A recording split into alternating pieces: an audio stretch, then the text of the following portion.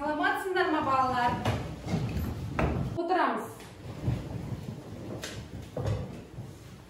Ал балалар, бүгінгі сабаққа деген көңіл-күйлерің қалай?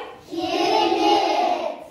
Ондай болса, бүгінгі жаңа сабағымызда бір-бірімізге деген жақсы тілектерімізді айтып бастаймыз.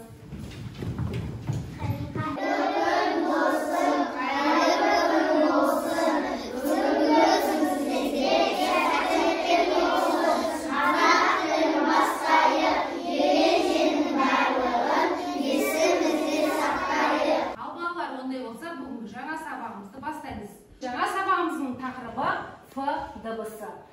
Ал оқу мақсаты басқа тілден енген сөздерде кездесуі. Ал балалар, Ф дыбысы туралы естігендерің бар ма?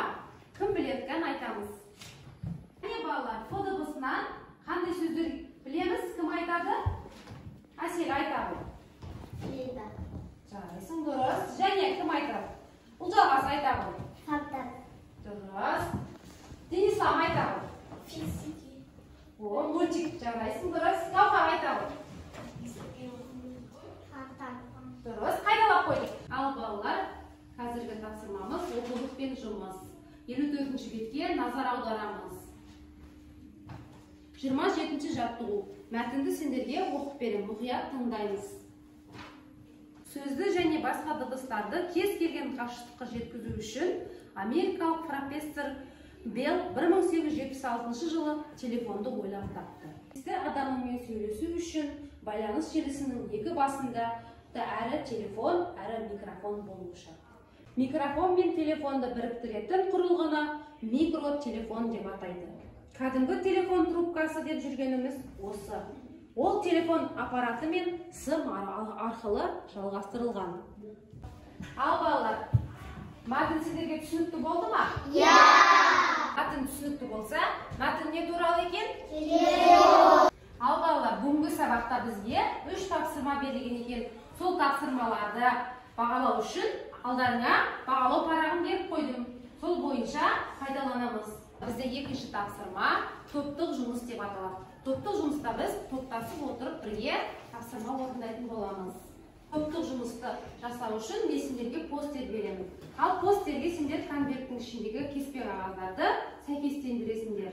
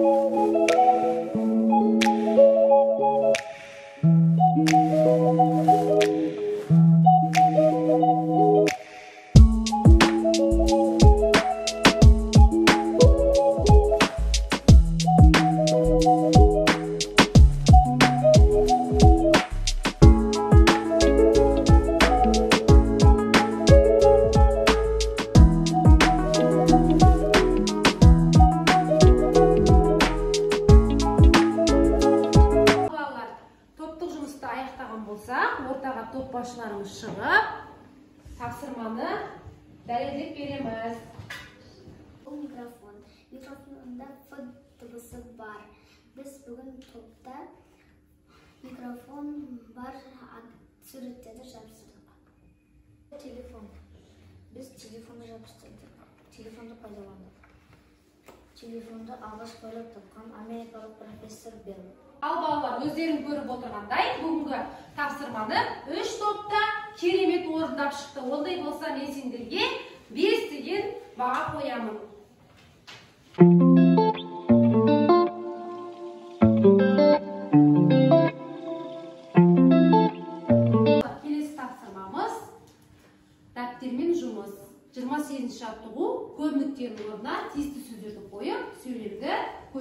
жазамыз. Ал дәптерімізді ашып, тапсырманы орындаймыз.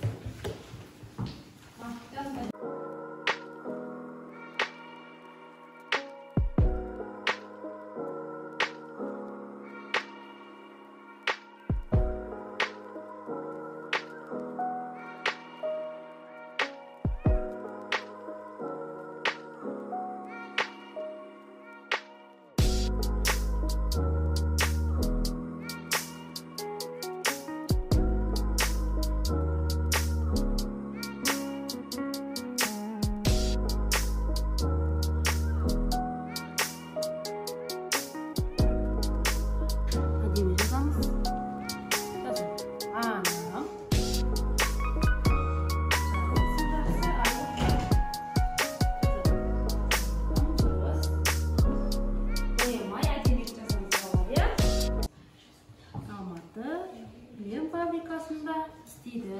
Мына жерде қысқа жазамыз. Серкеназ фабрикасында істейді, жақсы. Фарида Алматы кілем фабрикасында істейді. Дұрыс, жарайсың Бекасыл. Ал балалар, 3-ші тапсырма бойынша дәптермен жұмыс жасадық. Сол бойынша несіндер бағалап кетейін. Бекасыл, жарайсың. Аида, жақсы. Ұлдана, жарайсың. Алмасқан, жақсы. Жақсы. Еркеназ, жақсы. Ал балалар, біздер соңғы тапсырмамыз ребусше жұппен жұмыс. Яғни П дыбысына байланысты сөздер шығады. Сол сөздер біз сөйлем құрап жазамыз.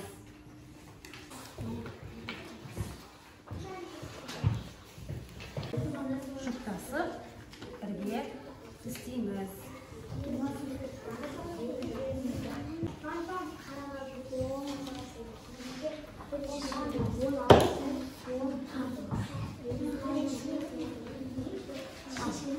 Бірге отырып істейміз. Сыртық жұмысты бітсек, сендерді бағалап жіберейін. Несібелімен Диана, жарайсыңдар. Фонтан деген сөз шықты да, жарайсыңдар. Бұл жалғасыппен Нұрасыл біттепті әлі, жақсы, аяқтаймыз. Каусармен Шоқан дұрыс тапқан, жарайсыңдар. Әрқайсымыз өзіміздің бағымызды қойып отырамыз.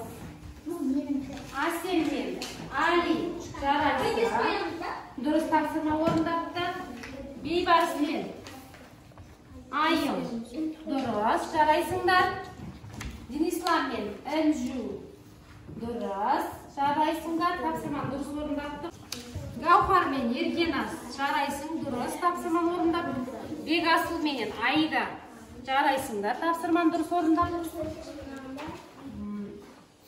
Ұлданамен Алмасқан, дұрыс, тапқан, сөйлемді, дұрыс, құрапты, жарайсыңдар.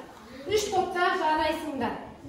Ал балалар, бүгінгі сабақты қорытындылаймыз. Үй жұмысы 29-шы жаттығу. Яғни П дыбысынан келетін сөздерді тауып жазып келеміз. Ал балалар, бүгінгі сабақ сендерге ұнады ма? Ұнады!